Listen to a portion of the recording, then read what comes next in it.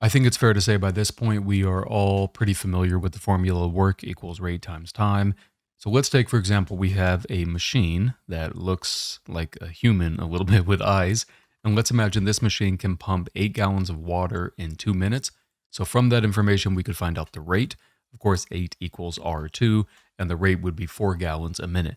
But let's imagine we don't have one of these machines, we have 3 of them. So 1, 2, 3. Now remember, these machines are identical, so in both cases, the additional cases, the rate is going to be 4 gallons a minute and 4 gallons a minute. If all of these machines work together for 10 minutes, how many gallons of water can they pump? Well, remember, when they're working together from the previous video, what do we do to the rates? We add them. So W is going to equal 4 plus 4 plus 4 times 10. And then what does that equal? 120. Now, the more interesting part is we can actually generalize this formula as W equals 3 times 4 times 10. So the 3 would be the number of identical machines, the 4 would be the rate, and the 10 would be the time. And then finally, if we generalize that even more, it would be W equals the number of machines times the rate times the time. Now remember, this only works when the machines are identical. So keep that in mind. Okay? If you're talking about Bill and Bob painting a fence at different rates, this wouldn't work. All right, so here's a question. So at a factory, 6 identical machines working together can produce 420 widgets in 2 hours. So let's go ahead and solve this. So our formula is going to be W equals the number of machines times the rate times the time. So what is the W? The W is going to be 420 widgets. How many machines are we talking about? We're talking about 6 machines. We don't know what the rate is, but we do know the time is 2 hours.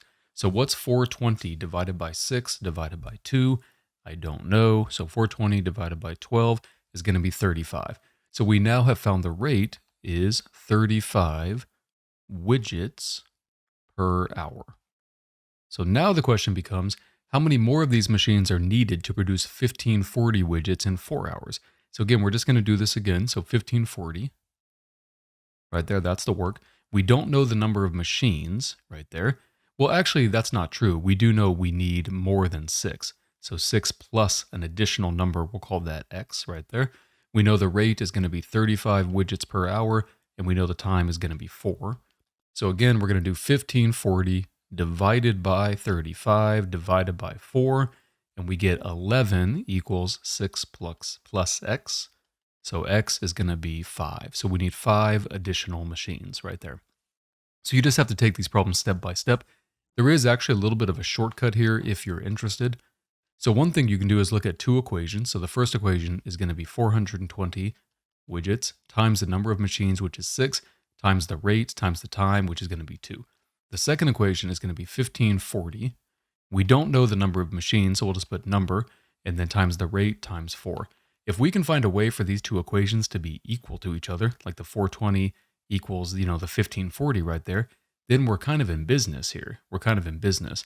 So one thing that we could do is if we go ahead and divide this by 12, we're going to get 35 equals R. So 35 equals R. And if we divide this over here by 1540, divide that by 4. So 1540 divided by 4, we're going to get 385. So this would be 385 divided by the number equals the rate. Now notice in this case we have the rate and the rate, so we can just set these two things equal to each other. So 35 equals 385 divided by the number. So the number is going to be, the number of machines needed is going to be 385 divided by 35. And what do we get? We get 11, which is exactly what we're needing. Well, exactly what we were looking for. Remember, it is additional machines, so don't forget to do 11 minus 6 to get 5. So a lot of times with these problems, you don't even have to calculate the rate because the rate is going to be the same in both cases. So you can just kind of eliminate it like that. All right, we already did that. Let's go ahead and do one more. So this says if 8 identical robots can produce 8 computers in 8 minutes, how long would it take 100 of these robots to produce 100 computers? Now this, of course, is a trick question. They want you to say 100, right? But that seems weird, right? So here's what you do. Just do it piece by piece. So work equals the number of robots times the rate times the time. So we have 8 computers, 8 robots. We don't know the rate, we know the time. So of course the rate is going to equal 8 divided by 8 divided by 8, which is going to be 8 over 8 times 8, which is going to be 1 over 8. So that's the rate right there. And we plug that into the second one. So we have 100 computers.